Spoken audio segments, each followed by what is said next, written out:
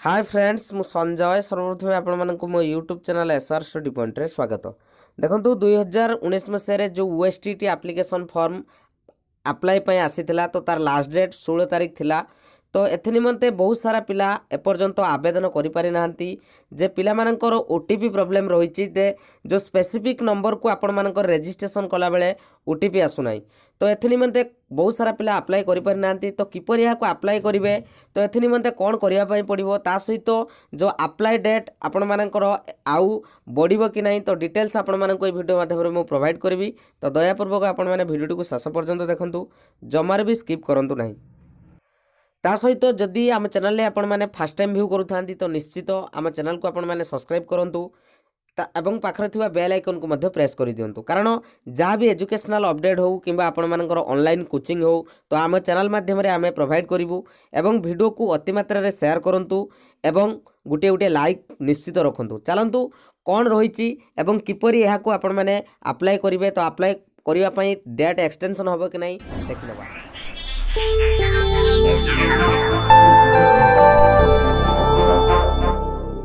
Friends ये देखंतु ये होची आपण मानकर OSTT एग्जामिनेशन पई जो फॉर्म अप्लाई करूचंती तो तार ऑफिशियल वेबसाइट रे वर्तमान मु अछि जहा कि OSSTET.co.in।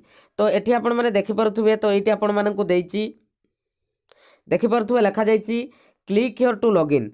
तो आपण मैंने तार पर क्लिक करेंगे और क्लिक कलापर आपण मैंने देखूँ ये गोटे पेज आपण मान सम्मुख को आसीज और देखिपे आपण मानक ये दुईटा कथा देती गोटे देती फॉरगेट पासवर्ड तापर देती आपण मानक न्यू रजिस्ट्रेशन। जितेबाला आपण मैंने न्यू रजिस्ट्रेशन उपर क्लिक करूँ तो आपण मानक देखूँ सर्वप्रथम मागुचे name of the candidate email तापर आपण मानक मोबाइल नंबर मागुची। तो मोबाइल नंबर सेक्शन में आपण मैंने जितेबाला मोबाइल नंबर देउचंती तापर आपण मानक पासवर्ड क्रिएट करिवार अछि तो पासवर्ड क्रिएट करूचंती एवं तापर आपण माने देखंतो एठी सबमिट उपर क्लिक कला परे तो आपण मानक एठी गोटे ओटीपी सेंड होबा कथा। तो ओटीपी जो रेस्पेक्टिव नंबर आपण मैंने दौरान तो ओटीपी बहुत सारा पिला मानक पाखक जाई पारु नाही।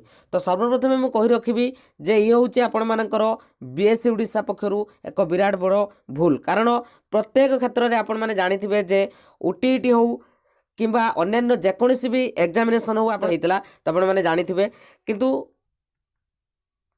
एथि नहीं कि आपण मानकर कौनसी भी किसी समाधान हो पारु नाही। तेणु ये होची बीएससी ओडिशा वेबसाइट तरफ त्रुटि रही। तेणु मु आशा करी आपण अप्लाई डेटा एक्सटेंशन होगा निहाती दरकार, कारण जदि आपण मानकर एक्सटेंशन नहब पाखापाखि 25% पिला एपर्यंत अप्लाई करि नाहंती। तो ये नहीं कि आपण मानकर किसी भी ऑफिशियल नोटिफिकेशन आसी नाही तो आसिले मु आपण मानक प्रदान करदेवी। तो एबे चलंतु कौन रही यार सॉल्यूशन तो आपण माने कौन करेंगे देखो। सर्वप्रथम आपण कौन करेंगे ना यार जो रही होम पेज को सर्वप्रथम आपण माने जिबे। देखो आपण माने होम पेज को गला परे तो आपण मानक देखि परथुबे एइटी आपण मानक दुईटा नंबर देइची जोटा कि लिखा जाइची जदि किछि आपण माने डिफिकल्टीज फील करूचंती तो आपण माने कोन करिवे एई नंबर रे आपण माने कांटेक्ट करिकि पचारि परिबे। ता सहित आपण मानक आ गुटे तळ को देखंतु लिखा जाइची कांटेक्ट नंबर। तो आपण माने जो माने अप्लाई करि पारि नाहंती तो दयापूर्वक बहुत संख्यक पिला तो यही नंबर रे कॉल करंतु एवं आपनकर प्रॉब्लम को मध्य जणांतु एवं बहुत संख्यक पिला ए नंबर रे कॉल कले तो निश्चित आपण मानकर जो बोर्ड अधिकारी ए जो अप्लाई डेट को एक्सटेंशन करदेवे। ता सहित जदि ए नंबर मानकर आपण मानकर कॉल लागुनी आ गुटे सॉल्यूशन आपण मानक मु कहि दउची।